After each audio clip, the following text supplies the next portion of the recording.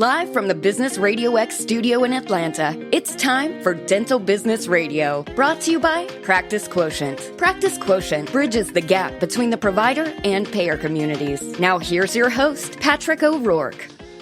Hi there, friends of the dental business community. This is your host, Patrick O'Rourke. Thank you very much for joining us on a sunny Friday. We've got a terrific show for you. Before we start, I need to thank our sponsors, the fine folks at Practice Quotient, professional PPO analysis and negotiation. If you are a top tier provider and you feel like you're not getting top tier compensation from your business partners, that's right, I did say business partners, i.e. the insurance companies, then you should consult the professionals at Practice Quotient. That's www.practicequotient.com or contact their offices at 470-592-1680. So thank you very much to our sponsor. Thank you very much to John Ray, Business RadioX. And now we're going to get into it. I'm super thrilled to have some VIP guests in here today that came all the way from the other side of the state. We have Annette and Zach coming in. And so Annette Rainge is the current president of the Georgia Dental Association, as well as being a business owner and a dentist out of Augusta, Georgia. And Zach Powell, he is the president-elect, so he's going to have to fill Annette's shoes. And so she's making sure to do a really good job to make Zach sweat, is what the impression that I get. And so we're going to be talking to each of them about their businesses and their dental practices and, their kind of entrepreneurial path. And then we're going to be talking about organized dentistry. So that's going to be our agenda today. Will that fit you guys? Thank you guys both very much for being here. Thank you. Thank you. Okay. Annette, ladies first. And I told John Ray to play Hail to the Chief. He's a slacker. He did not make that happen. But you got to forgive him. So anyway, how are you, Annette? I'm great. Thank you very much. Thank you for the opportunity to be here today. It is absolutely my pleasure. So you came all the way from Augusta. So let's talk a little bit about your practice first. Yes. All right. How long's your practice been there? 30 years. 30 years. Yes. And you're a general dentist. General dentist, yes. All right. And so tell me a little bit about the practice. So if we talked to about, 10 to 10 of your patients and we said, why do you go to this dental practice? What do you think would be the common denominator? The common denominator is that we are all a family. We look out for each other. I talk to them about, their kids, their parents. So we get real personal. And I think that personal touch adds a lot of value to the practice. And they feel at home and comfortable. I treat them like I would treat myself and my other family members. That's awesome. I think that's really important. I've heard the argument that some people don't care who their dentist is. I don't completely buy it because I'm not one of those people, but let's just say for the sake of conversation that maybe half the population don't care who puts fingers in their mouths. All right, maybe. But the other half, they care a lot. Yes, it's true. Right? It's true. Yes. So you've been there for 30 years. You have a successful practice. Is there anything that you do at your practice that you feel like from a technology or a training perspective that you focus on that you feel like either leads to a better healthcare outcome or differentiates your practice from any of the other providers in Augusta? I think that we all have a solid basic training, and we're more than capable of treating all aspects of dentistry. And we also know when to refer. So when a patient comes in, I just do an initial exam on and look at everything that's out there and try to give them the best outcomes for their overall health, because the mouth is a gateway to your overall health. So if you don't have a healthy mouth, then you could have some other systemic diseases that are present. Mm-hmm. Yeah, absolutely. And so as we are coming out of, I call it the COVID tunnel, there's been some what I've experienced, which is anecdotal, just across my clients, they tend to be really busy, so how, as we're coming out of this and people are feeling more comfortable and they're getting vaccinated, how's business? Business has been pretty good. I mean, I have evaluated where we were before COVID and post-COVID or coming out of COVID. So initially, before the pandemic, actually, I had kind of rearranged my schedule and I was treating patients more on a one-on-one basis and spending more time with them. So that allowed me to adapt and change pretty readily whenever this happened. My patients appreciated it because I was taking the time and not having the waiting area full of folks. I would have people on the schedule, and I would design my day based on that. So I feel like that I'm almost at the same level as I was before COVID was. I feel more relaxed. I'm taking more time off, and I feel great. Amen. Overall. Yes. All right. That's awesome. With more relaxed, that's one thing I do like is that I'm not sitting in a crowded waiting room anymore, and everything does seem to be running on time more. And that's really important to, business owners, executives, folks like me who I try to keep on a schedule. My staff would say, he tries not so hard. I really do. I feel like I try hard. I just, I tend to get caught up when I'm doing whatever I'm doing. So that's terrific. So the general dentist practice over there, and you would say that, all of the colleagues that are members of the Georgia Dental Association in the area are fairly good dentists, right? Yes. And if they're not members of the Georgia Dental Association, they're still good dentists. No. I'm raising an eyebrow. That's what I'm doing. But that's very kind of you, Annette. And so now you're the president of the GDA. And we're going to be talking about the GDA in general in a little bit. As somebody, I've sat on boards before. I've been the president-elect of board, but I'm from the insurance industry, but boards are boards, really. It's like having a second job. It is, isn't it? Yes. Yeah, you guys are nodding your head vigorously. And so what led you into serving the professional community? Well, I've always been involved since I graduated. I realized that the things that happen in our practice are determined by the legislators. So I wanted to become involved in what actually happens in our practice and how it affects our patients. So I started early on, and I went through the chairs within our district, and just wanted to do more to make the GDA and the organization stronger. I knew that the more unified we are, the stronger we are. We've all heard the terms stronger together. We're all in this together. So I feel like that if we're a united front, that we can get more accomplished, whether it's via legislative advocacy or through insurance industries, bridging that gap. That's one of my main goals for my presidency. And my theme is bridging the gap, common ground. So we've been working very, very hard and very, very proud of our board because once this pandemic began, we were right there, head and shoulder, talking it out, trying to get some kind of navigation. How do we move from here going forward with this COVID-19? And we were able to get the offices open a lot quicker than other states. So we acted quickly, swiftly, and we were able to get a lot of our initiatives accomplished. Mm-hmm. Yeah, hats off to you. It's somebody who's experienced and has clients in, I'd say, the majority of the states. Yes. Georgia was definitely not just one of the ones to open, and maybe it's because I'm here, so I'm privy to a lot more. There was a lot of communication that came out from the CDC, from Emory, from our elected officials as well as the GDA, and the GDA was a catalyst behind all of that. So bravo, hats off. That's Thank you. Leadership in time of crisis is real leadership. Thank you. Anybody can steer the ship when it's calm waters, but when it's a storming and nobody knows where that storm came from and what we're supposed to do, that's a different story. Yes, I agree. Yeah, so gold star. That's good. So we're going to switch real fast, and we're going to talk about Zach's background. Zach, how are you, sir? I'm great. All right. Sometimes folks come in here and they are dressed better than me. And hats off to you. Very stylish. I still have boots on though, so. Well, is that part of the style though? Pretty much. Yeah. Pretty much. See, that means you're cool. Oh, I don't know. I have these two ladies beside me to remind me that I'm not. Oh yeah. That's my wife is good for too. Yeah. Yeah. She's good for that. So I think we're still both dressed better than John Ray. Anyways, so Zach, you came all the way from St. Simon's Island. I made the comment earlier. I was like, I'd like to go back with you. Yes. Beautiful place. Beautiful area. So you came all the way back to be on the show, and I really appreciate that. I do. So tell us a little bit about your practice. I own a small We have a small group of practices on the coast of Georgia. We serve, I practice full time on St. Simon's Island in a practice called Dentistry in Redfern.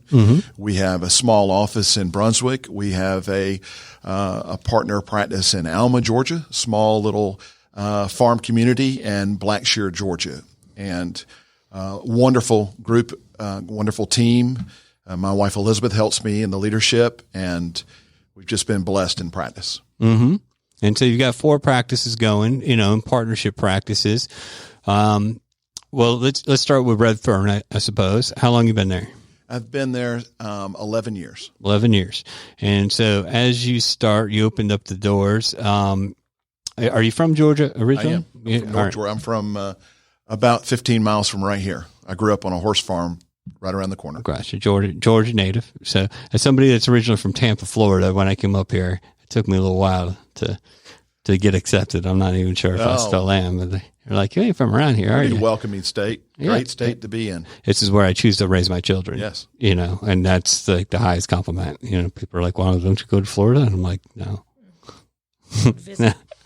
I visited enough to remember why I don't live there. Like, God bless everybody in Florida. I love you. But if you want to find me, you can visit me up here. So you're down there in St. Simon's Island, and you have Redfern. So you're building that out. Tell me, what does a partner practice mean?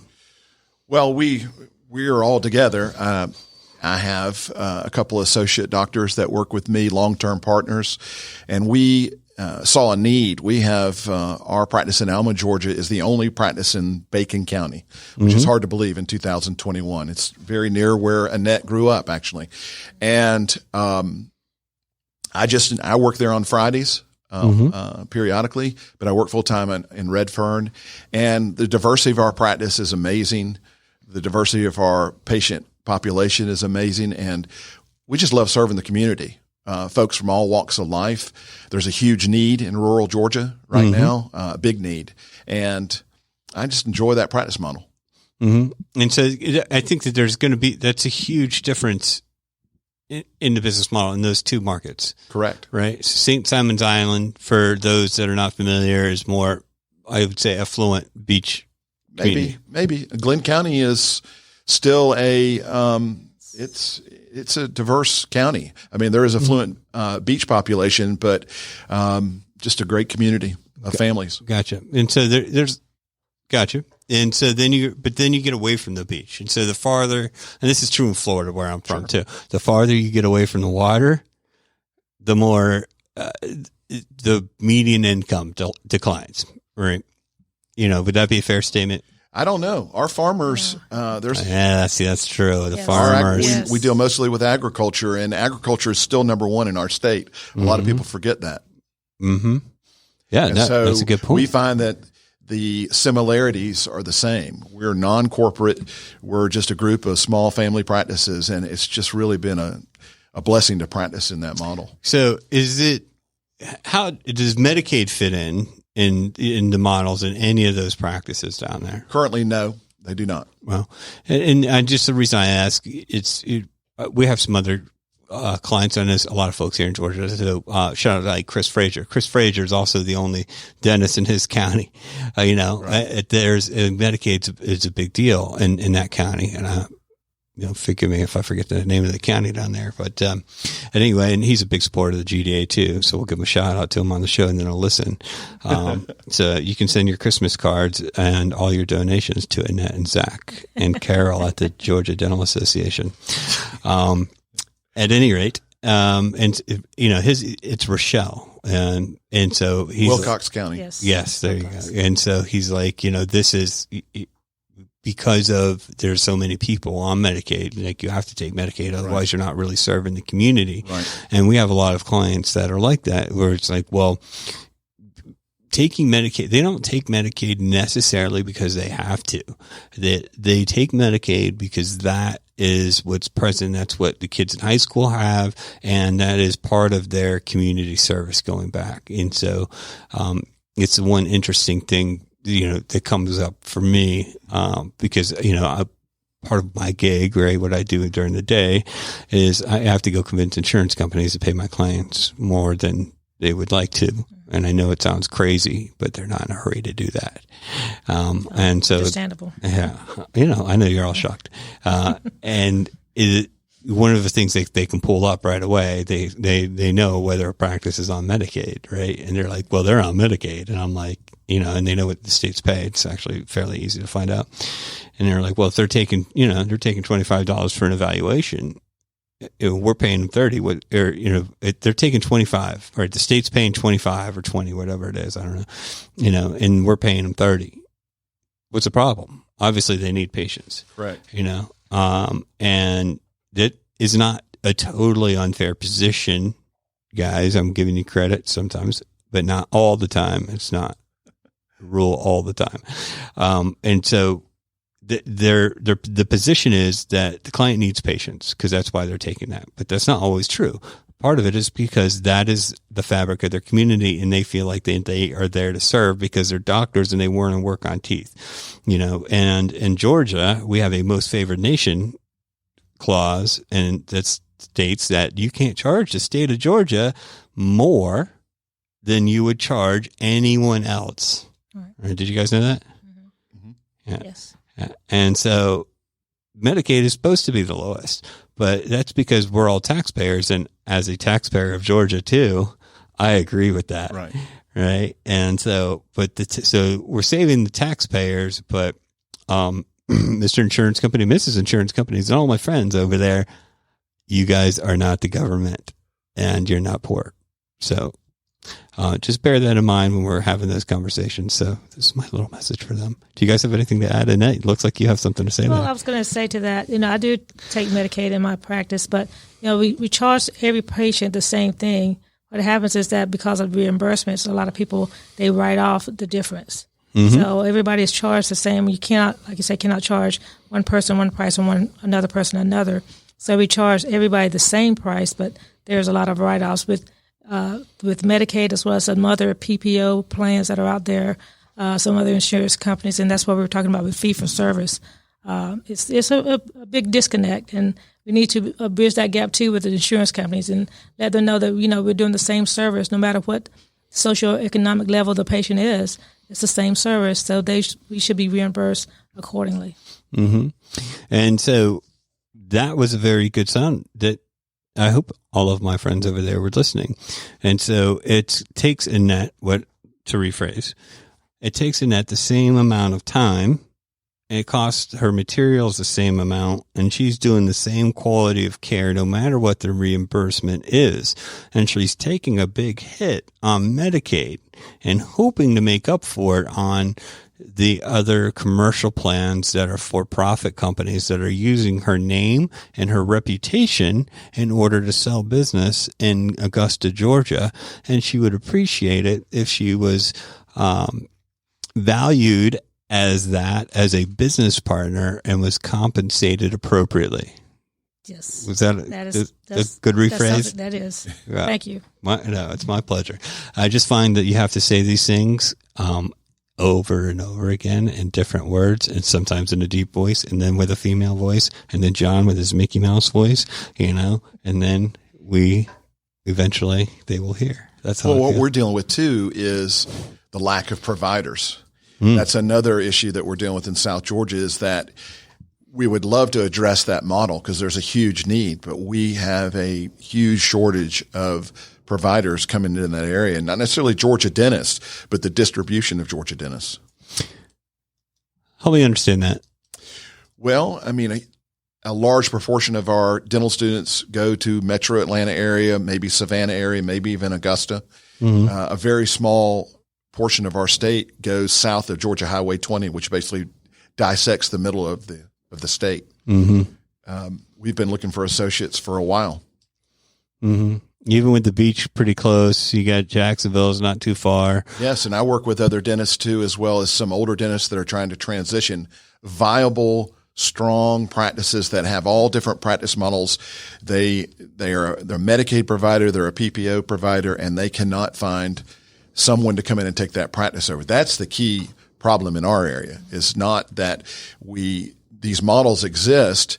We can't get the providers to come into that area, whether it's the unknown, or whether it's location or student debt precludes them from looking at those avenues. Mm-hmm.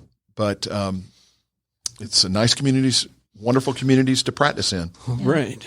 I would rather live, I mean, I'm a city boy, but as I've gotten older, I tend to appreciate the quiet a lot more. And I've talked to a lot of other kind of finance people, CPAs, et cetera here. And it's interesting that there's a lot more opportunity for a young dentist outstate than there is in certainly in Metro Atlanta. But everybody wants to go to Alpharetta, right? This is true. Everybody. Yes. And how many docs are in Alpharetta? Lots of 2 them. zillion and one. Right.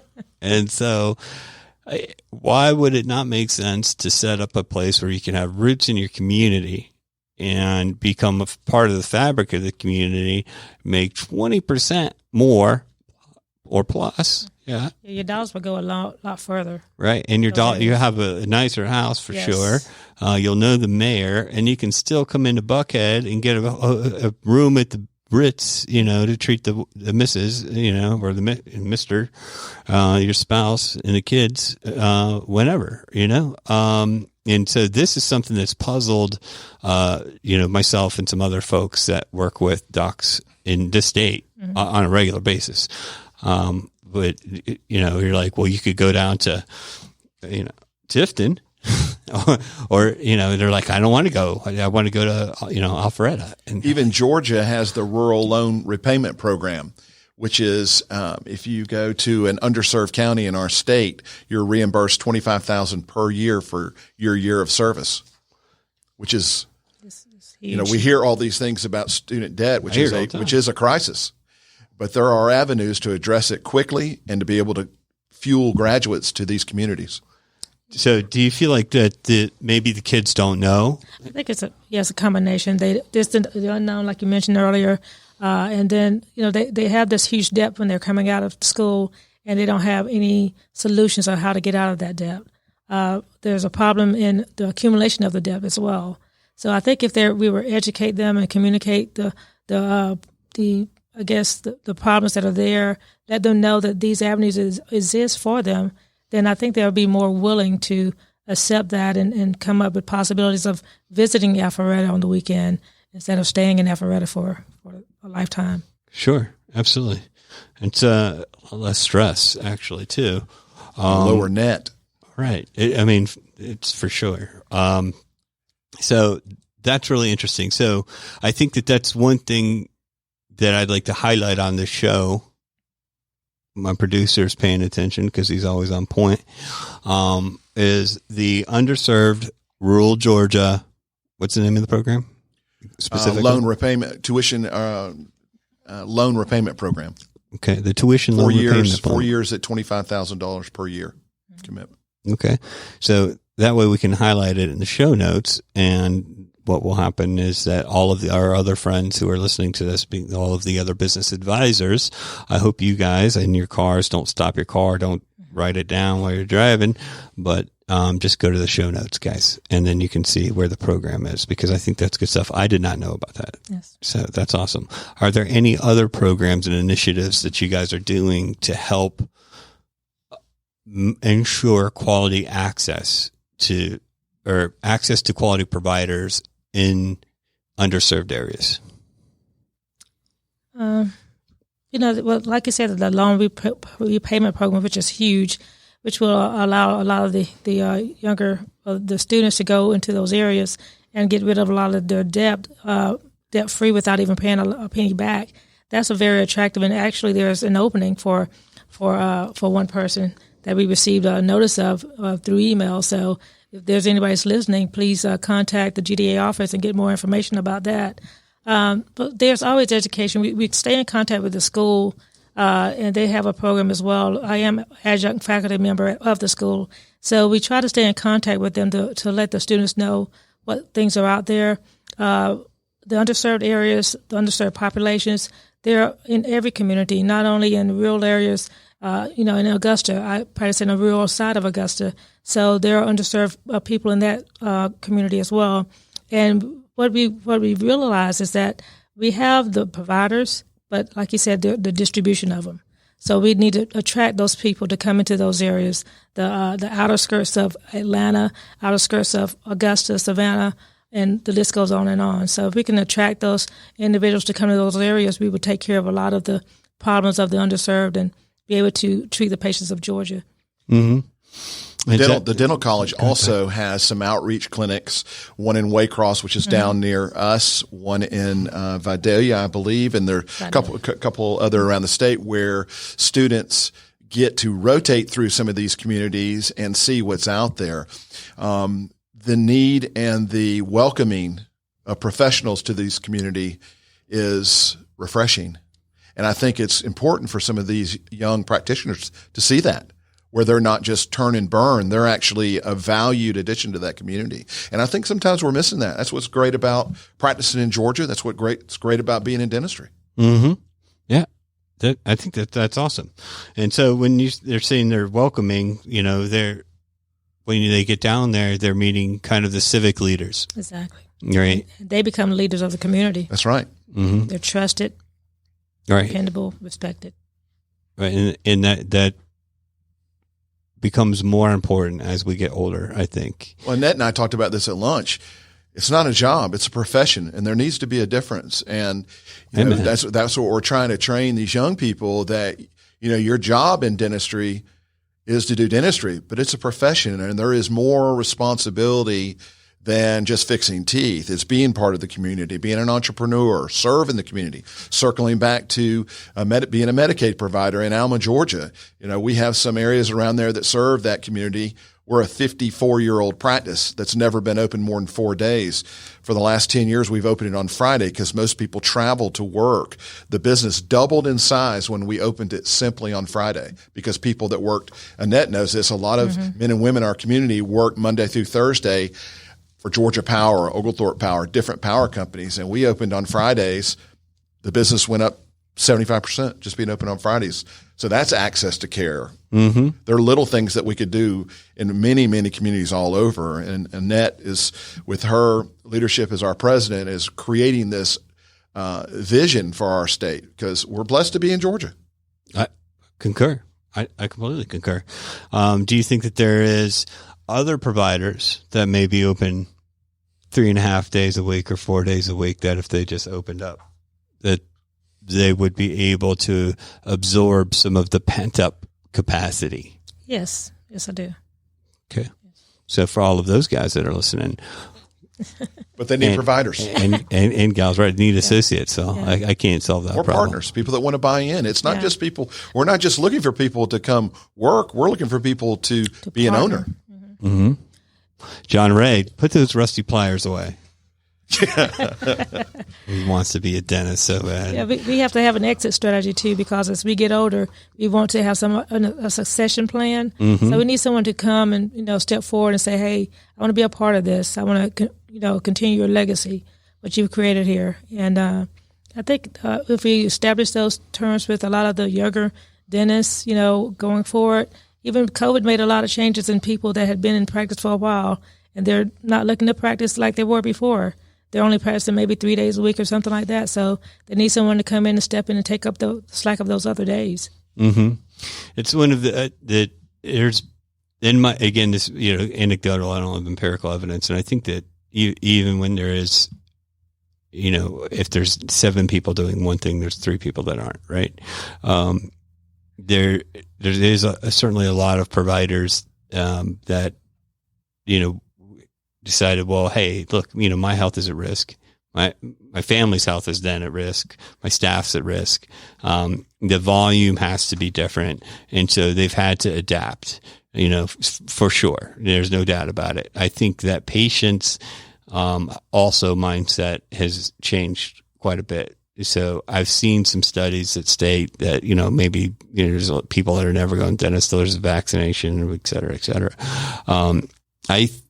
My anecdote is that our practices or our clients, when they open their doors back up, like they're full, like they're too busy right now. And my theory is that it's because they're perceived as safe. so they're more of a safe practice. And so I think that there's the people that want to continue with the care, or they want to find somewhere, they're certainly not going to be taking any chances. And so they want to go to well-established, respected professionals. This is my theory. I don't have anything else other than my, conversations in it, to back them up. Have you guys heard anything from your patients on tentativeness to come back, or have you gotten new patients because they've perceived your practice as more respected or safer? Yeah, you have to realize that we have been doing a lot of the precautions, the barriers, way before COVID came around. We've tackled hepatitis, HIV viruses all along, so we had all those barriers up already. We just added another layer for this COVID virus. A lot of the patients that I've had, they've actually called and asked, was I okay? So we have a good foundation of people that really care about us. We care about them. Like you say, they're ready to come back in. Sometimes they'll ask, "Are you open yet?" And well, yeah, we're open. We've changed our hours and the way that we're doing things, but we're open and we're here for you. And once you tell them that, they're ready to come back in. We talk. They share their stories about what's going on. We talk about the vaccine. How it's affected the community, all the other viruses that are going on within the community as well.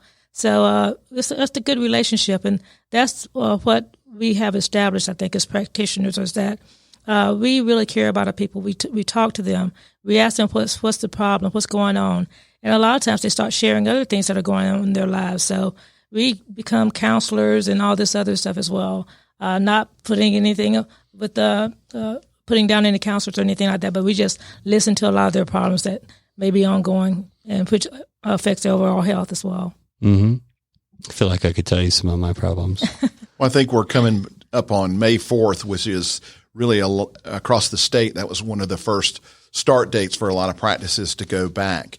And to go back to what you said about the perception of dental practices being safe, kind of goes on top of what Annette said, but it's a profession that's built on trust.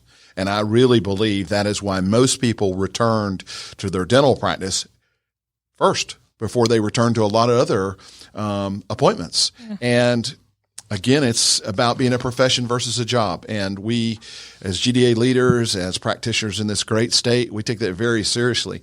During the COVID break, Annette will tell you it was like a full-time job and the GDA with Carol sitting here, the communication skills of the GDA, I really believe took Georgia dentists to a different level as far as their presence in the Southeast, because when most practices were returning May 4th, the communication helped our practitioners in our state deal with the demand, and everybody's been busy since then, which is a blessing, but also a huge responsibility. Mm-hmm. Yeah, I couldn't agree more. Good job, Carol. Shout out. She's here. She doesn't have a microphone. She's stuck like John Ray. Can't say anything. So we won't pick on you like I pick on John Ray, though. But yeah, kudos for sure. Like we were talking about earlier, like steering that ship, and I can tell you that there's a difference between states and who got smashed. Yeah. It's hard to make money if your doors are closed, for sure. So now that we've kind of gotten through this and you guys have, proved your mettle as leaders, and the GDA has once again come through as, kind of the bulwark of, an organization where their membership can count on when the going gets tough, right? Now you're coming out of it. I'm assuming that the Georgia Dental Association annual convention is happening. Yes. Is that happening? Yes, it is. Okay. July. All right. Very good. Amelia Island. All right. So everybody hear that will be going on. And I'm not sure who's speaking there yet or not, but I'm sure they're going to be awesome. Oh, yeah. And I've been down there many times. Enjoy it very much. And so it's going to be in Amelia Island, I believe, at the Ritz this year, right? It is at the Ritz. Okay, cool. Is there any other events that you think that are happening soon that are kind of like get back on, like Mission of Mercy or anything like that? Well, we're working with our foundation department because, when COVID hit, so a lot of things had to be halted. But the foundation is really coming along. It's laying its groundwork. We have some outstanding people that are in charge of that, and they have some outstanding ideas of how we can get the foundation back on board, creating avenues so we can have another events such as the Georgia Mission of Mercy, and some other events that we sponsor throughout the year with kids giving back to the community. So the foundation's been awesome, and we are so proud of. We have Sid Turiel and Dr. Jernigan, Ben Jernigan, yeah, that's in charge of those. So didn't he just retire? No, Sydney. Oh, so gotcha. Ben is still at it. Got it. All right. All right, very good. Also, before I forget, I'd like to give a shout out to somebody in the GDA office, Rogers Beasley. Oh, yeah. Rogers Beasley's the man. He always does a good job. I love him. He's got a ton of energy. So before, I just wanted to make sure I mentioned him on the show because I know you listen to all the shows, Roger. But you're going to be listening to this one, won't you? So what are you guys seeing now? What I've been observing is a lot of consolidation. There may have been some folks that were, kind of at the tail end of their career, and they're just like, you know what, I'd much rather go to St. Simon's and go to the beach, or you know what, I'm just going to go fishing, and it's just time, and they're retiring. And there's been a wave of consolidation. I'm sure I don't have to tell you guys. And so I feel like the environment or the business entity environment, in the interest of the financial interests of different organizations is probably at a fever pitch. Would you guys agree or disagree or have any comments on that kind of statement? Like, how's consolidation going? And what do you think about the other bigger players that want to get into dentistry, like Walmart, for example? Any comments, questions, feedback? Yeah, there are a lot of different models out there for dentistry. One of the things that we're trying to do is because one of the common threads that we all have is that we are all dentists. We have looked into all the different models. We've also invited other groups such as the DSOs, the dental service organizations, into a roundtable discussion. I've actually served on their virtual meeting and was a panelist with the president of the American Dental Association and the American Board of Dentistry, the president of that. And so we talked about the future of dentistry and what it looks like. And so those are some of the things that we were looking into. But like I said, at the end of the day, we are all dentists, and we like to be under one umbrella because together and united, we have a stronger voice, and we'll be able to accomplish a lot more. The legislatures the pieces of legislature that goes through, it affects all of us. It doesn't affect one group or the other. It affects all of us.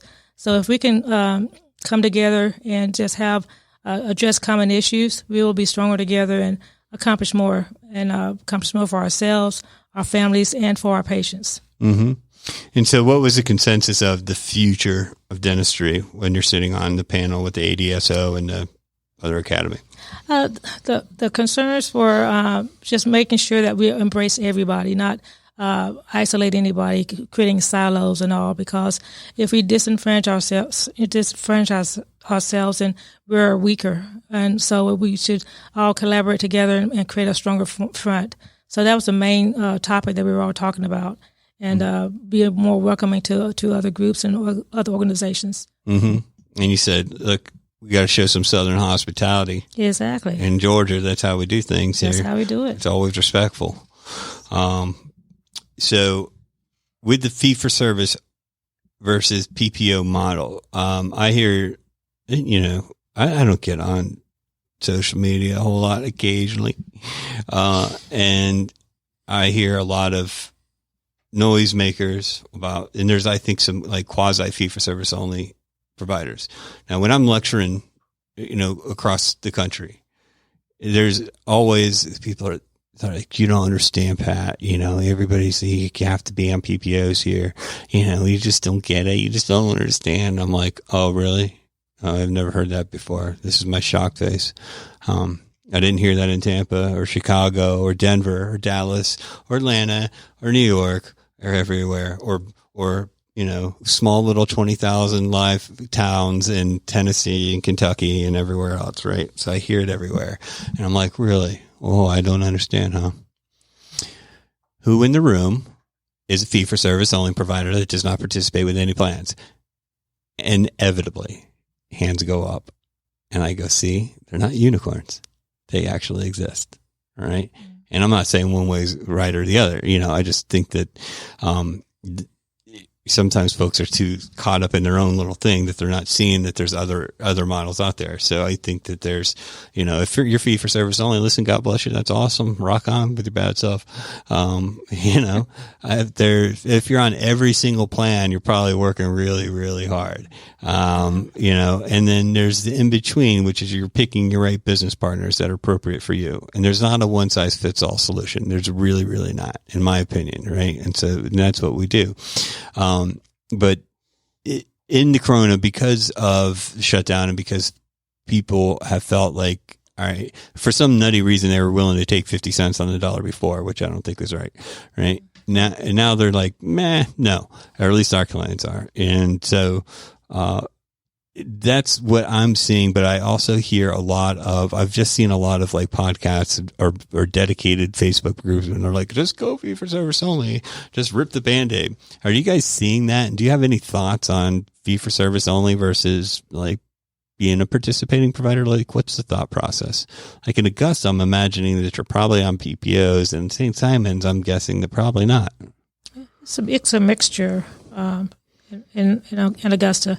In my practice as well. And a lot of times, like you said, you can negotiate different fees for different plans out there. I always tell the patients, you know, you have a choice. You really don't, like you were talking about the HMOs and they just feel like that's the way to go. And a lot of times it doesn't address their needs. You know, there are limitations. We always have that conversation about what does the insurance cover, those type things. It's basically, I just tell them what they need, and then let them decide which way they want to go with it. And it's also the quality of service. You know, you want to make sure you get good quality service. So everybody has choices about what plans they want to sign up for. Are they good plans in the end? And at the end of the day, they have to decide for themselves what fits their community, what fits their lifestyle, and what fits their practice model. Mm-hmm. Very good answer. To kind of address your consolidation movement, it is here and it's here to stay. It is, I think, what Annette and I were also trying to say about membership as far as being the leader of the GDA. We represent all dentists and all practice models, and they're welcome. On our DSO roundtable, it was interesting hearing all their different opinions on the practice model. As long as it's patient-centered, that takes care of most of your issues with business. A choice to be in a PPO plan or a choice to be fee-for-service, it's really about what kind of model and autonomy that you want to have as your practice owner. I think, is it regional? Sure, it can be, but it's all about the way you want to run your practice and how you treat people. If you're looking at the production or you're looking at the patient, that takes your eye off one of them. And a lot of times if you can, and I tell lots of young people this, if you're treating the patient as your own, as a family member, it takes care of everything else. Now, in Alpharetta, Georgia, if you're setting up a practice, is your new patient fee-for-service patient where they have a choice of where they are going to go as your dentist? Is it going to be a competitive patient to get? Absolutely. But that's a choice. And I think that is what will lead dentists to, in our state especially, to look at different practice models, because you can practice in Rochelle way differently than you can practice in Alpharetta, Georgia. However, if you still make it about the patient, both are going to do well. But the consolidation movement, as far as DSOs, Annette and I have discussed this a lot. I think they're here to say, are we going to make them adversarial, or we're going to bring them in our umbrella? We're bringing them in their umbrella. As an entrepreneur, I want to learn from them. Because consolidation movement is happening in every industry, not just dentistry. It's about efficiency, customer service. But in my personal entrepreneurial endeavors, it's going to be patient-centered as long as I own it. Mm-hmm. I like that. That's a really good answer. Full disclosure, we have relationships with, some, Sure. beauty of owning your own business, get to work with whoever I want to. So, let's leave it at that, I suppose. Now, and one thing I have encouraged to the larger organizations, I'm like, all of your docs members, of the GDA? And, it's a little easier here because I'm like, if they're not, then they are now.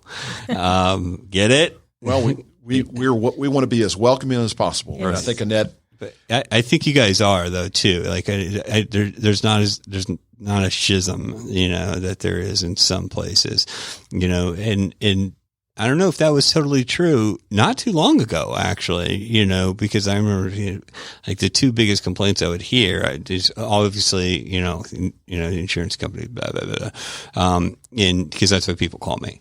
Right. Mm-hmm. And, the other one is, they're like, oh, corporate dentistry. And I'm like, so what? And like, they're not a boogeyman, right? They're just folks they're consolidating because they see some inefficiencies. Maybe they see a model. It has nothing to do with you, right? And so it's like, you go do what you do. You be awesome at what you do and you'll be just fine. Like I certainly wouldn't lose any sleep over it. Well, we see them as colleagues too. And also the average practitioner lasts 23 months, 26 months in a corporate entity. So they're future partners. Yeah. I didn't know that. And what we found out too is that dentists are at different levels of their lives. So we created a chart for dentists that are starting out, the middle of the road, and also the end of the road because they have different needs at each level. So that was huge, a huge benefit for our members. And we, thank our members for being members during COVID because we developed that innovative task force that dealt with issues with COVID.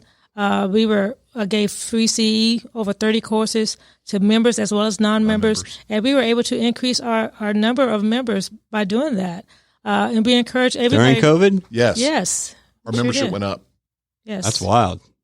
Yes. Yes. Nice job. This is something that we, our motto is helping member dentists succeed. So we are doing our best to do that.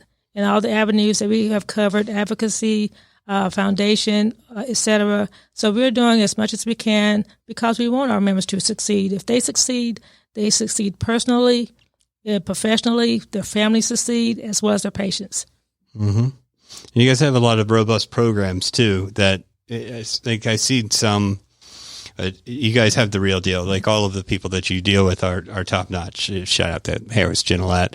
Anybody that's involved with the GDA, has been vetted very thoroughly and has been around, and is a member for what I call, the good people business. They're good people, right? And so they're going to do the right thing at the right time all the time. Does that make sense? And I think you guys do a really good job of doing that and searching out different solutions, even for things that I wouldn't have necessarily thought would be in your orbit, so to speak. Thank you. Yeah, you guys do a lot of different things there that is a genuine way or a genuine motive to just help the folks. And so when they're graduating from medical college over there, I went over there one time and I lectured and I was like, yes. And they said, these kids here are like the entrepreneurial ones. And so getting on my whiteboard and I'm like, here's how this works. And everybody's eyes glazed over, right? Like I started slipping into Portuguese and I'm like, all right, so let's back that up. All right. So let's keep it simple. How about this?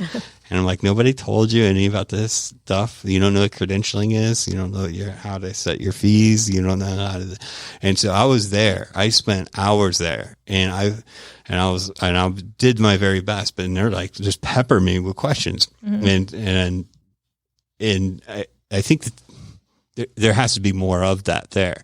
It's not the most fun I get insurance, finance, definitely credentialing, which, by the way, I don't like either. Well, our webinars have really, during COVID, we kind of made a collective push between all the leadership, Frank, Scott, Carol, to add that avenue to refresh new practitioners and even practitioners that were getting ready to move into the transition stage. And I believe that is what was such success for our webinar series during COVID and then this last year is that we've really, whether it was regulatory things, insurance industry things, getting back to business, prepared to transition out. And we really tried to up our game as far as business preparation, wherever you are in your career. Mm-hmm.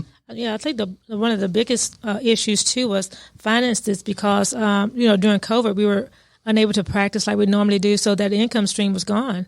So we had to, find out ways how to navigate through all that. So offering financial solutions, courses that would help practitioners as for those 3 months that they were closed. What did we do, with our vendors? What did we do with those bank statements that are coming through or bank notes that are becoming due? So they needed guidance on that. And also the emergency fund that some people should have had, maybe it wasn't there. So just educating on issues like that. Everybody should know about balance sheets, financial statements, that type of thing. So we want to be the type of organization that prepares our members and keeps them engaged in what they need to know going forward and helping them to balance that bottom line and be successful. We brought in great speakers too, whether it was from Affinity Bank or Stuart Oberman. They came in and really challenged us to be ready to go back to business, but be more efficient, be prepared, be smarter. It's paid off so far. Right. Shout out to Stuart Oberman. He's been on the show before. And everybody at Affinity Bank. Hello, Ed. Hello, Tara. Hello, Liz. Hello, Chris. I get big dollars for promoting that, Ed. Sorry. Yeah. I would like a Pellegrino and a free T-shirt, please. But I like Ed. He showed me and my son how to collect seashells at the shore that one year.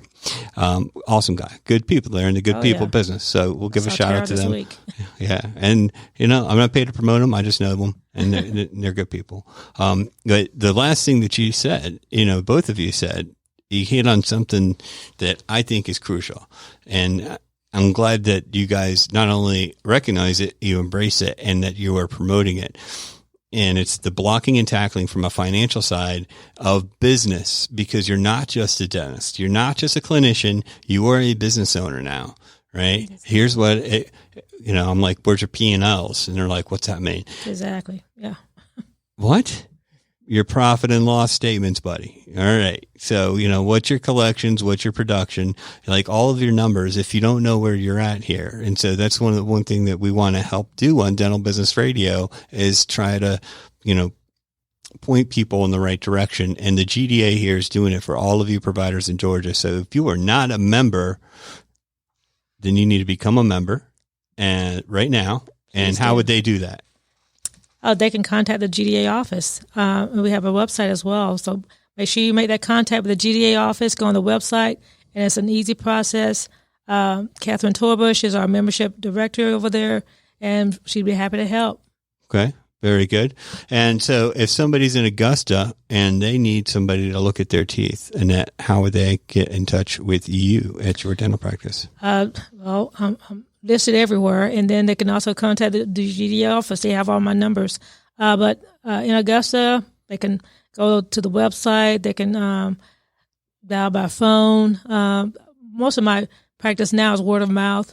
Initially I had a lot of media, and it was back in the day when we had the, yellow pages, of course, but it was a long time ago. But I miss the yellow pages. I know, right? I do. But yes, they can contact me in that vein. Do you have a big bill? You don't have a billboard with your face on it? I'm working on that. I think that would be cool. Yes. Yeah. You could forego everything else. There you would go. Just be like, Annette, recognize, come right here. I've seen some docs do that. Like I have to. I'm not really joking. I think it would be successful. And so, which website, Annette? DRA Range, www.DRA Range. And that's Range, RAINGE. That's correct. Right. drrange.com. Zach, if somebody was trying to find you in St. Simons, well, they could look up dentistryandredfern.com, or they can call our office, or Alma Family Dentistry, Brunswick Smiles, or Blackshear Family Dentistry. We're welcoming new smiling faces. I've been told if I was on the billboard, it'd hurt business, and I had a face for radio. So that's what they keep telling me. Yeah, too. that's what they keep telling me. But no, I mean, we have a great team, real blessed there. Just amazing team. Gotcha. I was looking at your website, earlier, like good stuff. Like everybody looks happy, and like it's whoever came in there and did the photography. I thought. And Annette made fun of my truck this morning, but if we have new members, she and I are coming to get you in the truck. Is that right? That's right. Yes. All right. So you heard that. I saw the truck outside. It's a really nice truck. It is. Actually. I like trucks. Yeah. And then maybe if you get enough, how many new members before he has to buy you a truck? Oh, good. Now, she actually, for the record, she has a nicer car than I do. Just for the record. Now, you say car, not truck. Though. That's right. That's true. She should have both. I agree. I do. Do you have a garage big enough for that? I do. Yeah. See, I don't. Suburbs of Atlanta. Well, I don't know about you guys. I had fun. Did you guys have fun? Oh, yes. Thank you for having us. Thank you so much. It's absolutely my pleasure. So before we go, I need to give a special thanks to our sponsor, Practice Quotient. PPO analysis and negotiation. If you're a top tier provider and you need top tier compensation, you don't feel that you're being treated fairly by your business partners, the insurance companies. Sometimes they just don't know and they just need a little bit of guidance. Contact the fine folks over there at Practice Quotient at www.practicequotient.com. If you would like to get in touch with me, number one, make sure you give yourself some good karma and like this show, right? Hit the little thumbs up. If you don't like it, please email John Ray at jray@Business Radio X. He loves feedback and he talks to people all the time. If you have any interest in speaking engagements, or anything like that, also get with John. And outside of that, he's also the unofficial mayor of North Fulton. So thank you very much to John Ray, our producer, and thank you very much to Carol of the GDA. Frank was here earlier, but especially to our guests, Zach and Annette, the president-elect and president, respectively, of the Georgia Dental Association, leaders of organized dentistry. Guys, thank you so much. I really appreciate you being here. Until next time. Thank you. Thank you. My pleasure.